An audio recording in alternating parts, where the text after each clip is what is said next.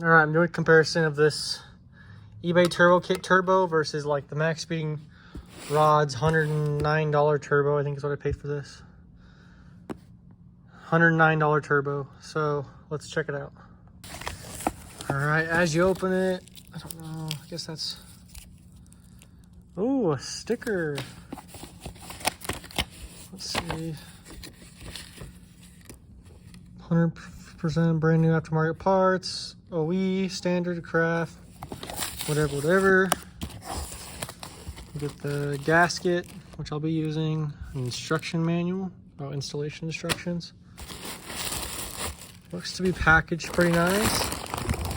Oh, it's pretty heavy, I'll tell you that. All right. And then I'm gonna have to drill and tap the boost reference because this one already had it tapped and etc. So what I can say is it's like covered in oil out of this like baggie or whatever. Guess it doesn't corrode. So does it say what AR housing size is on this one? It says this back one's an AR 63. Okay, the same as that one. That one's a 63 as well. So these turbos should be pretty much identical. Let's see. Yeah, they look to even have the same fan blade. This one just doesn't look bent. Like you can see that those blades up there look pretty bent from all that shaft play. And it has a, I mean, I don't really feel any on here, really. Interesting.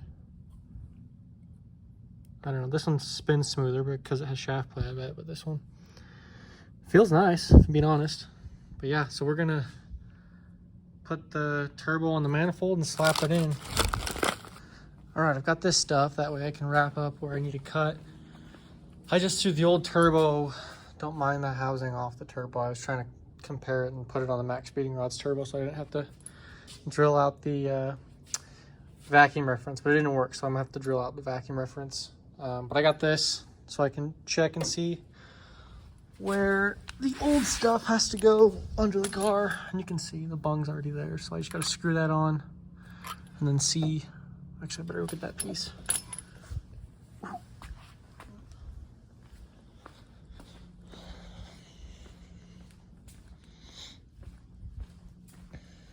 There it is. All right, this is where I'm ending. I got the manifold on, however, it's just held on with one nut because we're missing the gasket that goes between the head and the manifold. The new max speeding rods turbo is in. We have this disconnected, that way we can crank it over with the distributor plug out as it sits. So the coil's on fire and the injectors won't give fuel. But yeah, we got the return done. This is kind of a pain because it's just really tight down here now. You can see it runs up. It's pretty much just like two pieces and then like, I don't know, like 2 inches of AN line. Two fittings and then the AN line's pretty tight. Oh, forgot to also mention we had a problem with the downpipe, and you can still see there's a problem with the downpipe because it doesn't line up. But we ended up taking like, I don't know, it was probably a good 3 or 4 inches out of this and then shoved it up because it was even further down. It was hanging down like that. So, and then I just zip tied this up. We're still waiting on axles. They should be here in like 5 days or something. That one's fine, but the driver or the passenger side broke or something. So I don't know. But yeah, that's where we're at. And then I guess Brock broke 2 of my clamps on this, so we gotta wait for that. But we did drill and tap the, oh God, terrible lighting. We drilled and tapped the turbo reference line, so it's good. And if you look up in there, can you see? Yep, the boost controller's up there at the very top. And it's good. I got the wastegate set here. I don't know if I have them set correctly. I've got the bottom going to just the bottom of this T. And then the turbo boost controller to the straight of the T. I don't necessarily know what I'm doing, so we'll figure that out. And then I put this on here. It's not really gonna do much. It's just gonna kind of shoot at the block instead of straight out into the atmosphere. I don't know. I thought it would be better than having it just shoot straight out of the radiator or flip 180 shooting straight out this way. It just like headlight rubber. But yeah, now I forgot to mention, I mean, you saw me draining the coolant right there. I've got a big fat coolant leak on this thermostat housing tube connection piece back here. You can't hardly even see it. It's so hard to get to.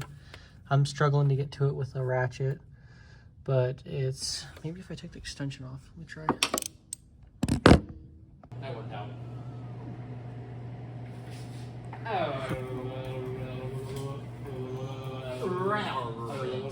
All right, I'm gonna finish off this video. It's back together finally.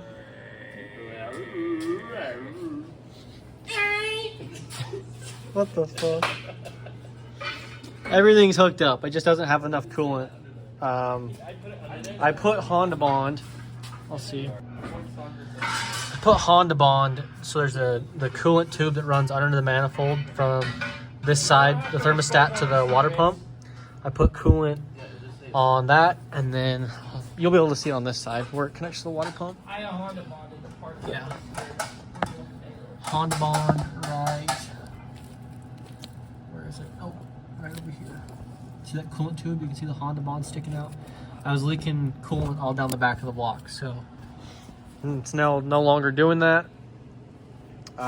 We test fired it, and the rocker arm on this side was making a bunch of noise, so we had to pull the valve cover back off.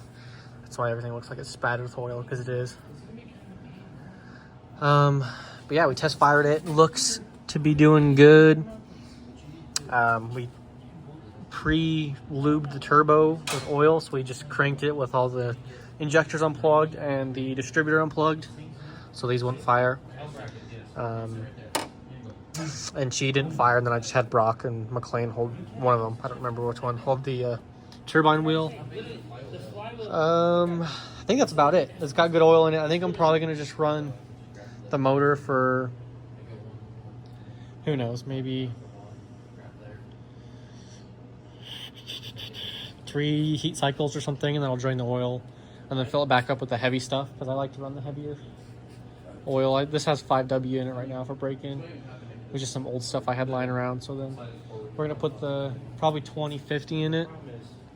That way, plenty of oil pressure when we're doing pulls and stuff. But yeah, she runs nice, sits at 14 AFR, and everything's good. I had to replace this hose. I don't have a clamp on it, but I had to replace this hose earlier today. The banjo bolt wasn't tight all the way. Before we drive it, we had to put cotter pins in the castle nuts and the upper control arms. There's all kinds of just small stuff that has to get done, but the key takeaway is that it runs. That's all I'm really hyped about. Everything's in place. I think we're also, Brock said we're missing 2 nuts on that and on that one. So we gotta find those. I don't know where they would have went, but. And then put coolant in it. I think that's about it. And then it'll able to drive it. And tune it up. It's up and down pipe, but it runs. And it's just cold, so it's idled up. IACV is just doing its thing. You see you got like 80 PSI of oil pressure and sitting at like 13, which is really good. It's got good oil pressure. She's just chilling.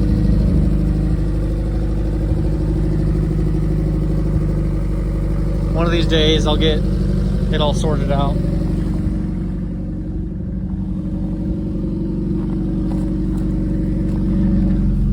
We'll see if I can turn the heat on, if that'll work. I don't think I should have to power that up, but maybe we blew a fuse or some shiz. Maybe it's not working right. There you go, it dropped down just as I stopped in 14.0. That's all, it's perfect. All right, I'm back in the shop today. I just filled the radiator up on this sucker. For whatever reason, this fan's not kicking on when it's supposed to. I don't know. The sending unit for that is right here. But I think I'm going to have Brock wired up so it's just when the ignition turns on, the fan turns on. Because I cannot, for whatever reason get this sucker to kick on, and it's getting pretty hot, so I'm not gonna risk it. All right, we're back out here to get the Civic fixed up. I think today I'm gonna raise the rear end, maybe the front. I don't know, I think the front's pretty good, but the rear needs to come up. And then I'm also gonna change or work on the valve lash because it's pretty clacky right now.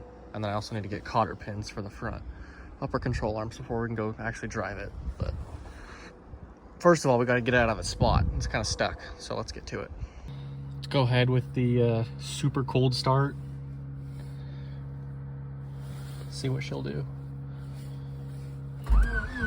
Oh, that battery's toast. Oh.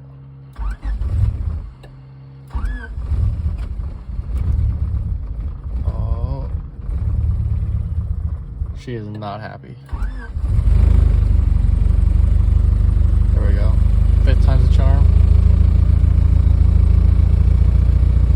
I bet you that oil is cold.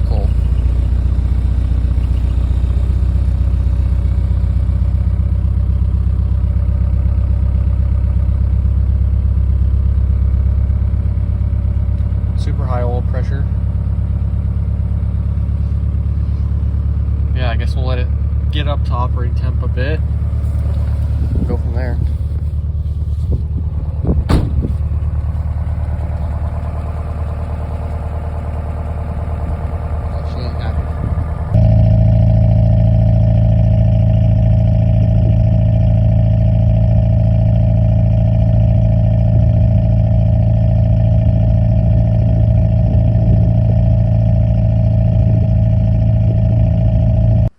All right, I just got done doing the valve lash. I don't know if it fixed it or not. I also ended up just cutting this timing piece because these bolts are hitting on the plastic. I also trimmed down the plastic a bit just with the grinder. And then this was causing a leak I wasn't aware of at the time. There was a leak the other day when I was messing with the car, just letting it idle for a while. And I guess these never got tightened down. Allens, so I just tightened those down, so hopefully it stops leaking from there. I initially thought it was the return line leaking, this same metal piece on the return, because I thought the gasket was just crap or something, but it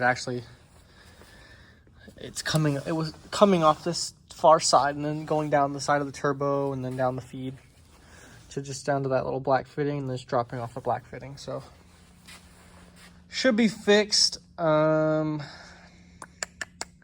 I really think that's it, honestly. Besides the cotter pins, I think. Cotter pins on the upper control arms. I mean, I can take it for a drive and it'll be fine, but that's the last thing that I can think of that needs to be taken care of or addressed, I guess. The thermostat started working, so I just hot wired the fan off of these two right here on the thermostat because the thermostat wasn't ever signaling to the fan to turn on, so it sits right around 180 something now, whereas before it was up in like 210s, 215s, because the fan just wouldn't turn on for whatever reason. So yeah, I think it's good for a test drive now. I'll check the oil before I go, and I know I do have a couple of exhaust leaks. I haven't been able to get them any tighter, the exhaust basically, so we're just gonna send it as it is and hope she holds, I guess. All right, I just stopped at AutoZone, picked up some more 5W or 2050, sorry. Yeah, I'm gonna go put this in the car and see what came out of it, because I have a hunch that the bearings are going bad because the oil's it like looks like brains. I don't even really know how to explain it. But I think there's a bunch of bearing material getting eaten away out of the bearings after I just rebuilt it, of course. But yeah, we're gonna go change it and see if it changes. If there's still the crap in there, I'm dropping the pan, dropping the crank girdle, and seeing what's going on. But if this fixes it, then we're just gonna go start ripping it, because I think it's pretty much well set. The cold start oil pressure is still at 70, so I'm pretty sure the bearings are just fine. I think I'm just being a bit of a crazy person, thinking that they're already blowing up on me.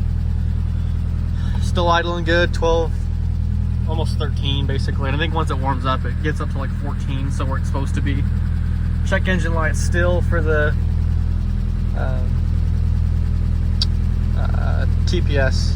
Not going to change for a while. But yeah, that's where she sits. We're going to change the oil real quick and I'll give you an update. All right, here's the oil. Where's the glitter? All over the place. It's small, but I'm pretty sure it's got glitter in it. Pretty sure. Come look, Brock. You tell me. I've been putting in attempting to. Not really working though. But yeah, she good. I'll full send it on that. It looks to me like it's going away. I'm gonna document this because I'm kind of dumb. I took the oil pan off the car. I'll just show you. I kept getting oil in the, or metal in the oil, and I could not figure out where it was coming from. So I think I'm gonna take off this girdle real quick and just make sure the bearings are good before I put it all back together, because there is tons of metal in the bottom of that pan. Let's just check the pickup. I guess this will tell us if there's a piece of red gasket maker in there, and then there is, you can see up in there, there's a couple of good chunks of metal. So we got to get that cleaned up. Oh god, because I'm sure it's been sucking all this shiz up and pushing it through the oil pump, which isn't good. Yeah, that's not good at all. So I might even pull that pickup off and clean it out real quick. I'm not seeing, I mean, I just wiped off the cylinder, or not the cylinder, the crankcase, and I'm not seeing any metal anywhere. It looks to me like everything's seated good. There's no rod knot. Everything's nice and tight down here. All right, just got the crank girdle down. These bearings actually look really good, so I don't even know if I should pull the rod caps off, because I mean there's one little score mark right there on that bearing, if you can see that little tiny nick, but the rest of them look really good. I think before I put them back in, I'll clean them off, put some new oil on them, but I mean that's tight. I know they're supposed to have left and right play, so I think they're good, if I'm being really honest right now. Ouch. I don't really feel anything.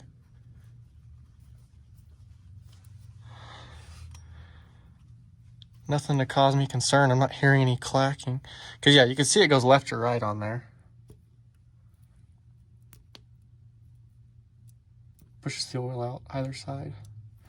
But I'm not hearing any up and down or left or right movement, so I think we're good.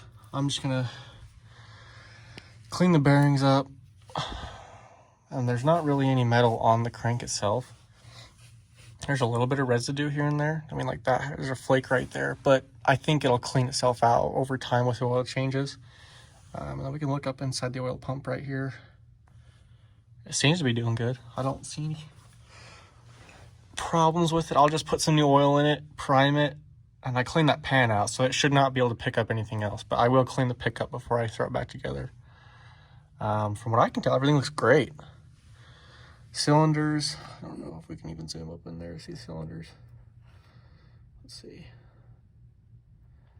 No, I don't think it'll focus. Anyway, cylinders look good. So I think she's healthy.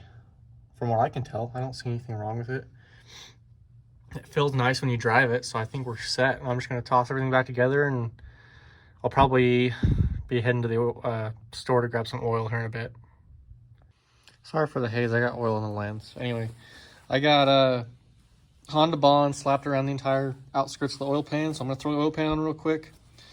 I just put the oil pickup on. I got done cleaning that just barely, so slowly but surely she's coming back together. After I get this back on, I'm gonna run to the parts store, grab probably 2 cases of oil, so that way I can cycle it out one more time. But yeah, we'll get back here in a bit.